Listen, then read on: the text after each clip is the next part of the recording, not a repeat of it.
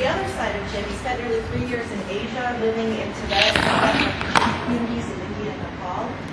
And after his BA and before returning to grad school, Jim worked for the International Environmental Group Greenpeace for 4 years, was active with several other organizations working for peace and social justice. This work led to several arrests, this for participation in nonviolent acts of civil disobedience. He's got a rap sheet. And he remains committed to issues of peace and God justice. So I'm just so happy to have Jim talk to us about Buddhist thought. And there's pizza, so please, if you haven't. Yeah, so the talk isn't that interesting, at least you can get some pizza. But I know there's varying backgrounds on Buddhism here, from probably none to quite a bit, but we kind of geared more towards those with not much background. So I thought I would just talk a little bit about some Buddhist basics, kind of basic orientation that Buddhism has in philosophically and religiously towards the world and our place in it. So, and I'll talk for about a half hour, is that what you want? And then we'll have some Q&A. If you have any questions, if any questions come up as I'm going along, just jump in. So, the Buddha, the historical Buddha, whose birth name was Siddhartha Gautama, Buddha is a title actually, which means the awakened one, was alive roughly 2,400 years ago, and in North India, modern day North India. There wasn't an Indian nation at that time, but there were 25 different states in North India. So he was a human being. He described himself as a human being who had achieved an extraordinary state. So he was not fundamentally different from you or I, but that he achieved the state of Buddhahood, the state of awakening, which from a Buddhist perspective, this all began when he went on a spiritual quest to try to find a cure for the pervasive suffering that he saw really afflicting all living beings. I mean, of course, the obvious kinds of suffering like sickness, old age, and death, and that sort of thing. But also the more subtle forms of suffering, the stress, anxiety, fears, worries, anger, resentment, all these kinds of things. Those that spring from dysfunctional emotional habits and that sort of thing. To the even more subtle, just kinds of lack of general sense of ease and well-being or peace of mind. So, the Buddha is somebody who's woken up from a Buddhist perspective as someone who's awoken from the sleep of ignorance. And ignorance from a Buddhist perspective is at the root of our ignorance, meaning a confusion, a misunderstanding,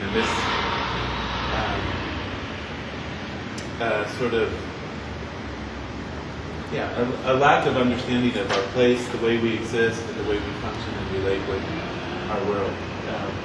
So in contrast with everybody else from a Buddhist perspective, who is sort of kind of asleep at the wheel, so to speak, the Buddha is someone who's cultivated a direct kind of penetrating wisdom, a kind of insight into the nature of reality, into the nature of oneself and the nature of the things in the world, and can then act more effectively in ways that don't create so much suffering and dissatisfaction.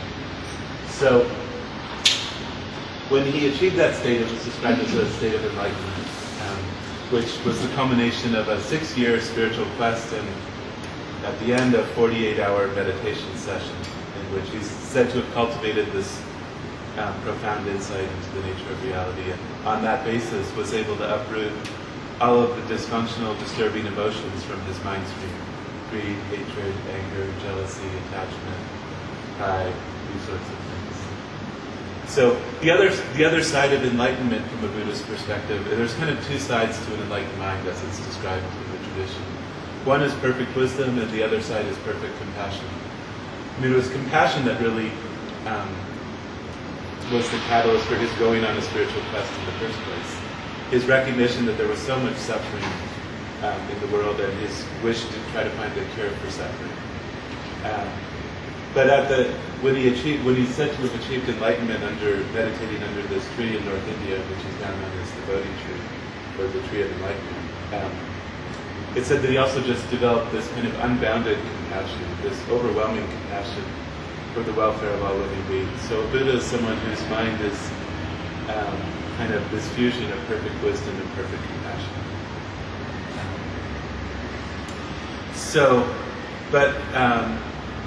Anyway, let me talk about some basic Buddhist philosophical ideas and the kind of centerpiece teachings of Buddhism, which is the Four Noble Truths.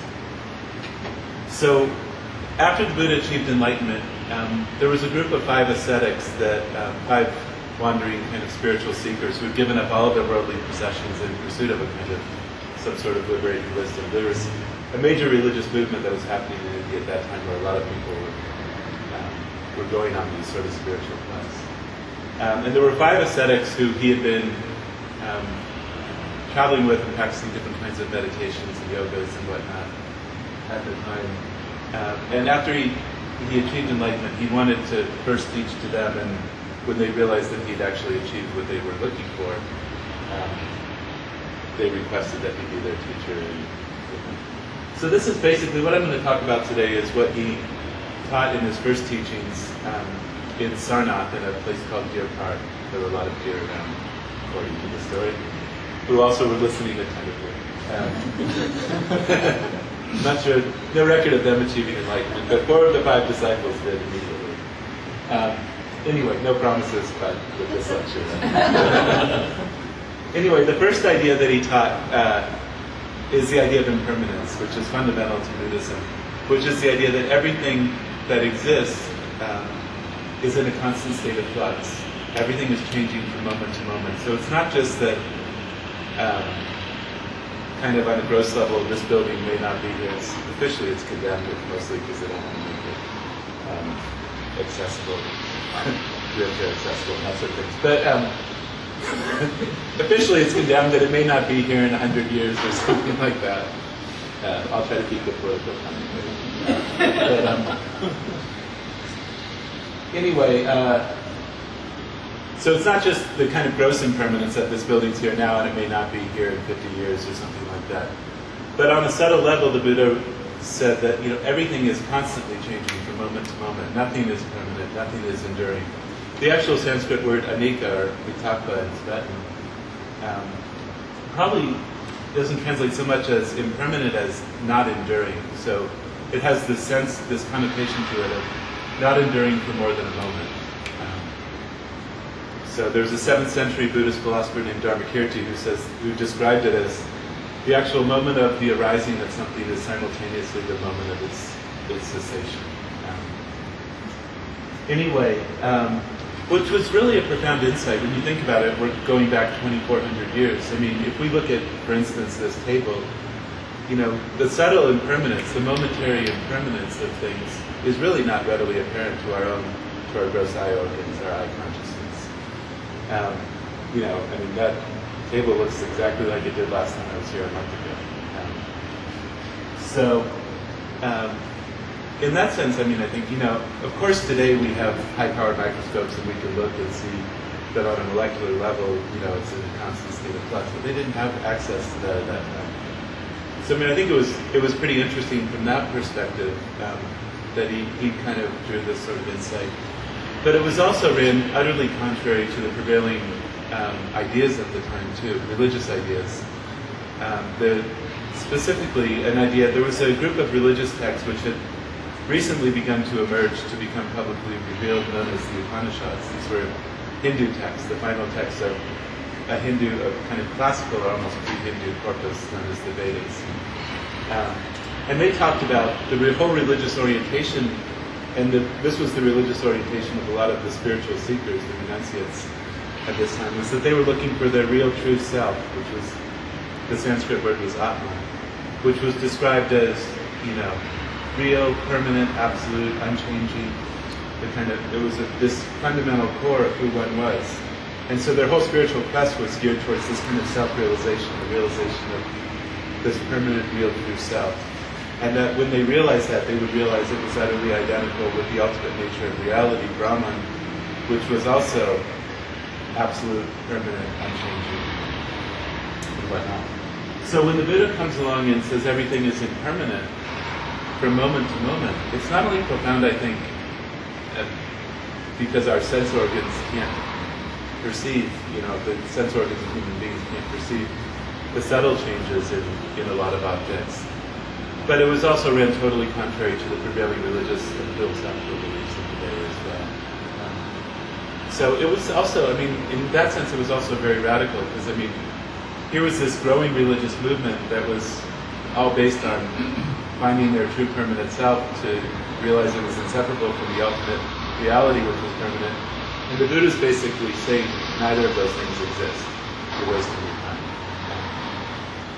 So, impermanence. The second fundamental philosophical idea for Buddhism is the idea of dependent arising, which is explained in several different ways. The most basic of which is that everything which does exist in the world depends for its existence on causes and conditions. So, nothing just arises independently, everything arises dependently on causes and conditions which are related to it. In other words, the world is not random. There are causal chains, there's relationships between things, and direct causal relationships. So, a pink elephant is not just going to, spontaneously arise here, because causes and conditions for its arising don't exist. So, another way of talking about dependent arising, there are kind of degrees of subtlety to the idea. One way is to say, one is to say that everything depends on causes and conditions for its existence. Another way is to say that the identity of every gross object, like a can or a table or a chair, depends upon its parts for its existence. So it doesn't exist independent of its parts. It's an aggregation of parts. Another more subtle way of talking about dependent arising, and there are different philosophical schools of Buddhism, is to say that that the identity of any particular object, a table, a chair, a can, you or I, is dependent upon the superimposition of an ignorant consciousness onto that object. That doesn't, by its own inherent nature, exist as an independent object in the way that we ordinarily perceive them to exist. Any questions? Can you give an example of that?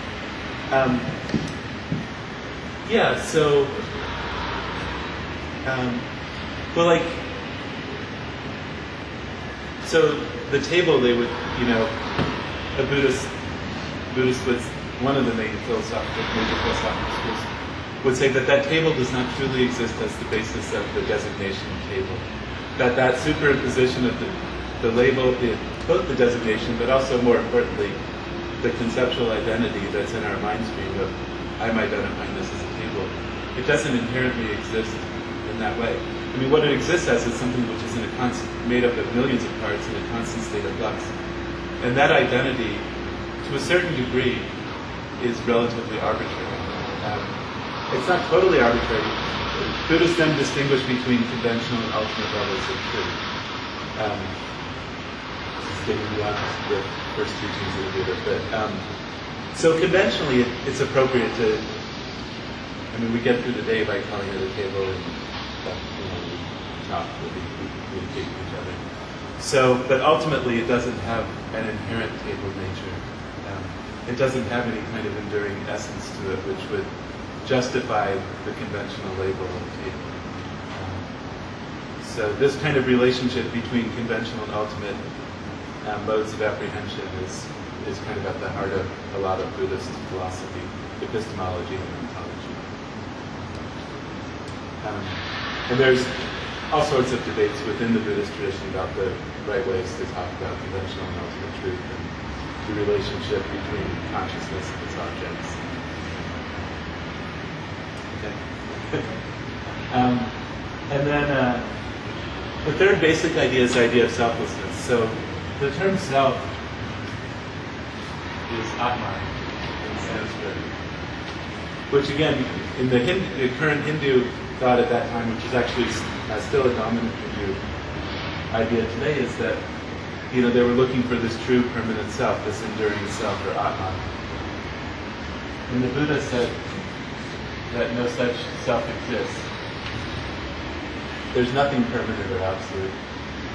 the prefix on in Sanskrit negates it. So Anatman would be selflessness or no self.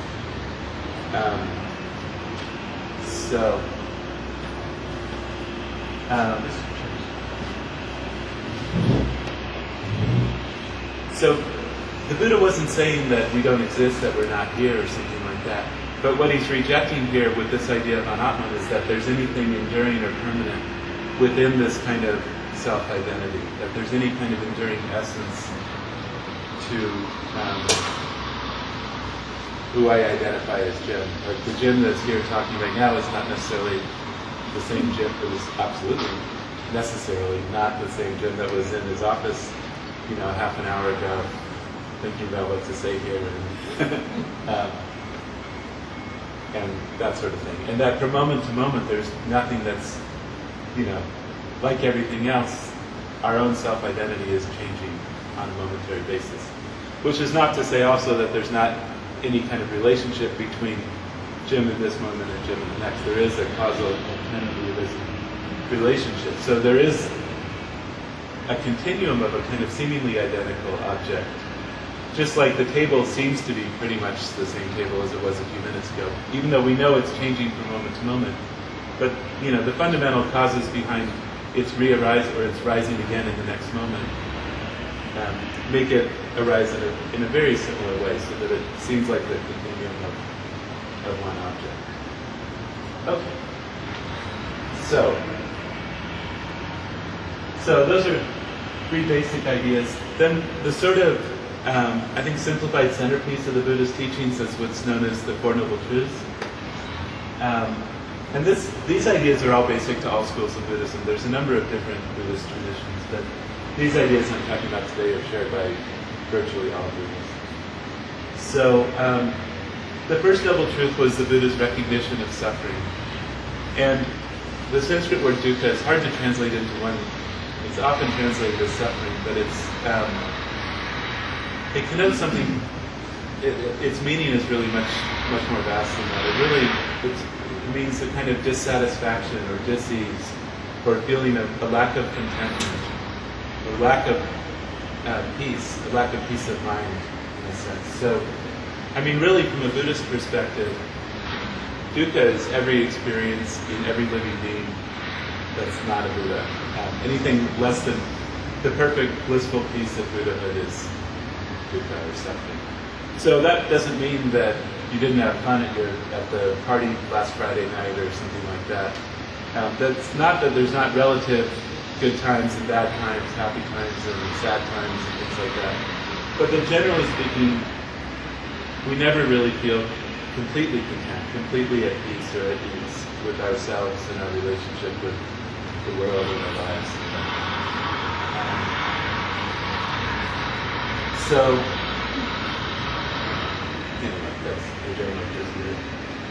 Now, if from a Buddhist perspective, everything that exists depends for its existence on causes and conditions. So if suffering exists in the world, there must be a cause behind the suffering. And so the second noble truth is the cause of suffering. And oftentimes, I think if you read textbook explanations of Buddhism, it'll say, desire or attachment, greed, is the cause of suffering. And those are all certainly causes of suffering from a Buddhist perspective, but what's fundamentally behind the greed and attachment and whatnot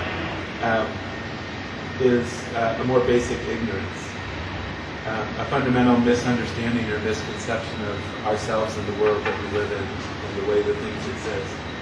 So that fundamental ignorance, which superimposes permanent essences onto things and ourselves, is at the heart of not only our greed and attachment and things like that, but all the afflictive emotions, our anger, hatred, jealousy, and whatnot, is all from a Buddhist perspective rooted in this fundamental ignorance. So, ignorance of the impermanence of the dependently arisen nature of all things and the selflessness of our own identity.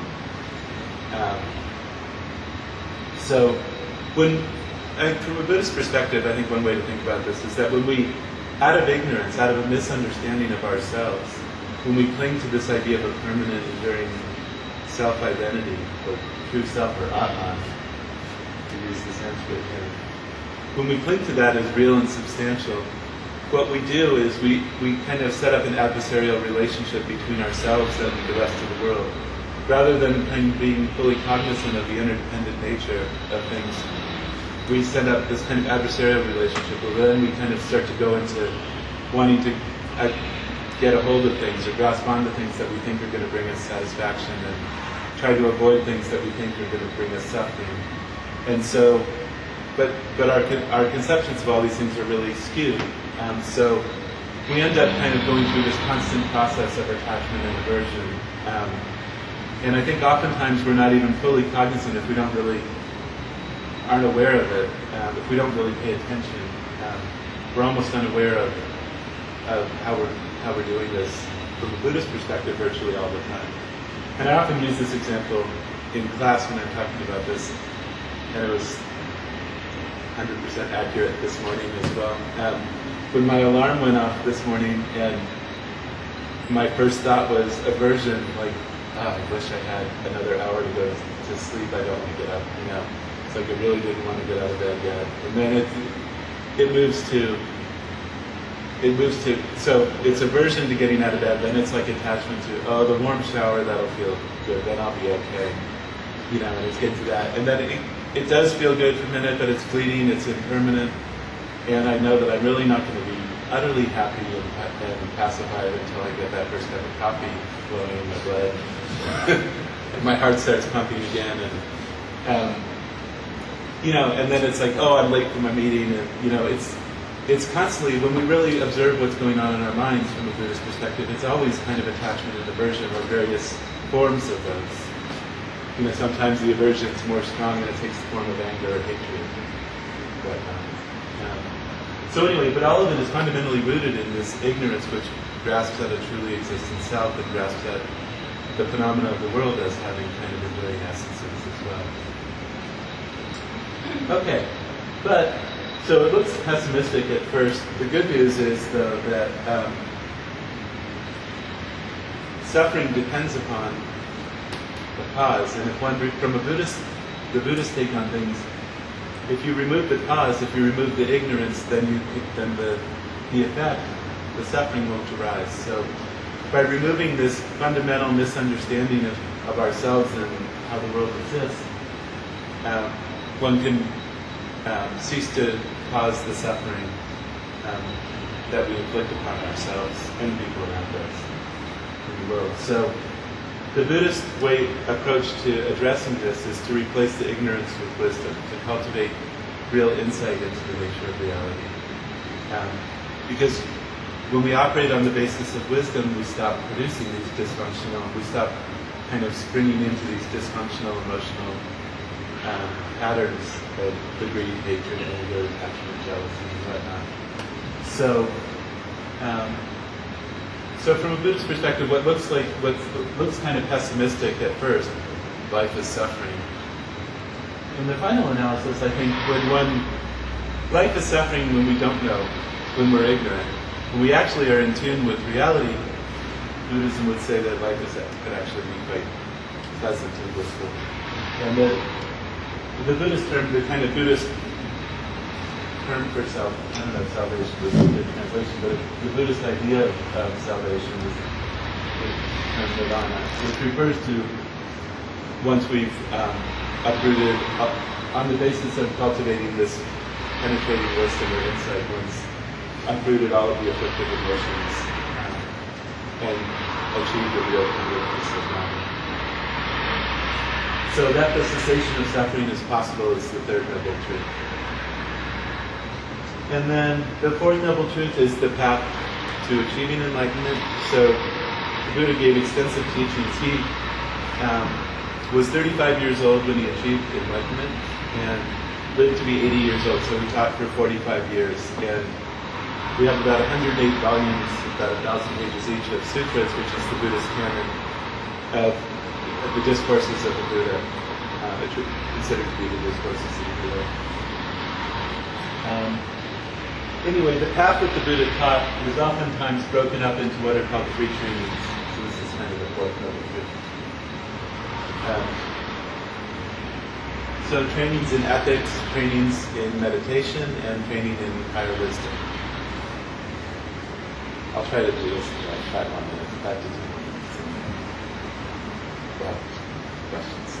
So, in terms of ethics, I think early Buddhist teachings on ethics were usually primarily a kind of ethics of restraint.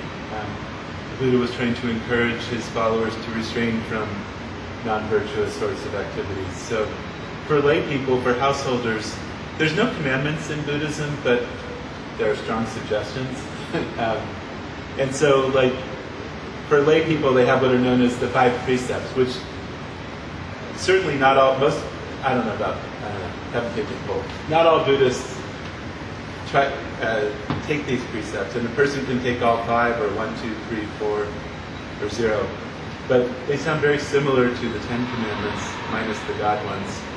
So, to refrain from killing, lying, stealing, sexual misconduct, which is defined in Buddhism as cheating on a partner that you're in a committed relationship with, or participating in someone else's cheating. In other words, having sex with someone else's spouse, husband or wife or whatever. And then the 5th one is to refrain from taking in intoxicants. But then there's more extensive vows. There, for the clergy, for the monks and nuns, there's more than 250 vows that they live by, including celibacy and whatnot. And then there's different. Anyway, so these are the kind of early Buddhist vows. I think Buddhist ethics began to.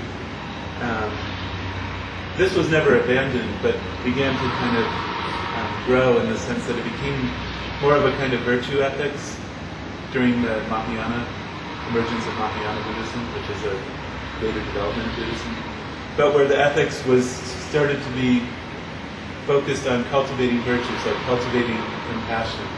Like one of the vows in the Mahayana tradition is, I vow to never abandon compassion for a single living being. So the ethical kind of thrust is geared towards cultivating virtues like compassion or loving kindness or patience or generosity, these sorts of things. And then there are other vows that are associated with higher meditation practices where a person begins to engage in different kinds of contemplative practice. There are vows that are required to be kept in association with those practices. Okay. Meditation, from a Buddhist perspective, we tend to be creatures of habit.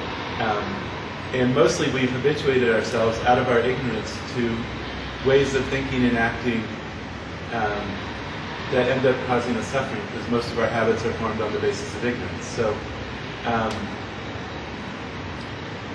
what meditation does is, the idea behind meditation is that it sort of rehabituates us to more virtuous ways of thinking and acting and responding to the stimuli that we encounter in the world.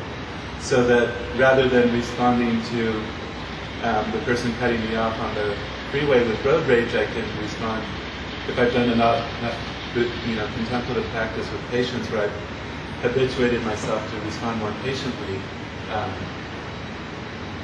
to that kind of thing, then maybe I don't have to speed up around them and give them a mudra, a hand gesture, or something like that.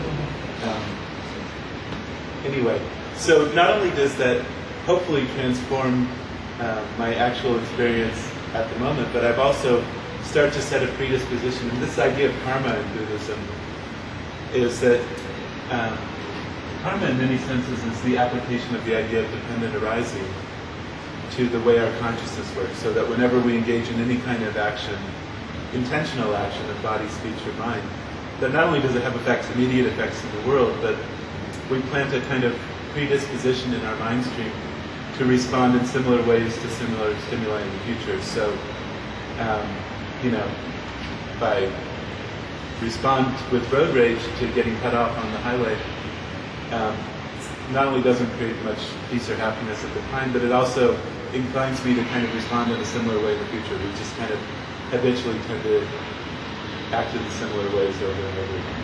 So meditation is meant to counteract that. There are literally hundreds of different kinds of Buddhist meditation practices, all of which are basically geared towards cultivating or habituating oneself or familiarizing oneself with qualities of Buddhahood. The Tibetan word for meditation, gompa gyap, literally means to become familiar with or to become accustomed to something. So it's kind of rehabituating our mental processes in many senses, ideally to more virtuous ones. So some meditations are geared towards cultivating awareness, concentrated awareness, some towards cultivating patience or compassion or loving kindness or generosity, whatever it might be. Okay, and then wisdom, there's a massive wisdom tradition in Buddhism of not only the Buddha's own teachings on wisdom, and then there's been an enormous body of philosophical literature tracing back over 2,000 years of commentaries by great Indian Buddhist masters on the insights that the Buddha described and kind of refining and systematizing those insights. Philosophy, from a Buddhist perspective, philosophy has a very soteriological purpose, meaning a purpose that's geared towards, it's a kind of fancy religious studies term, that's geared towards a goal, a salvation as a kind of goal. So from a Buddhist perspective, because ignorance is at the root of our suffering, the root of our kind of existential problem, the cultivation of wisdom is at the heart of the answer. And so philosophical precision, describing as precisely as possible the exact nature of those misconceptions that keep us in bondage, that keep us in suffering, is a really important activity for a Buddhist philosopher. Because it begins on the basis of an intellectual knowledge of reality that one can then start to integrate that more holistically into one's experience in meditation practice. And then ultimately, ideally, cultivate a direct realization of the nature of reality and uproot all the disturbing emotions that bring us down. So, anyway, that's Buddhism in a nutshell.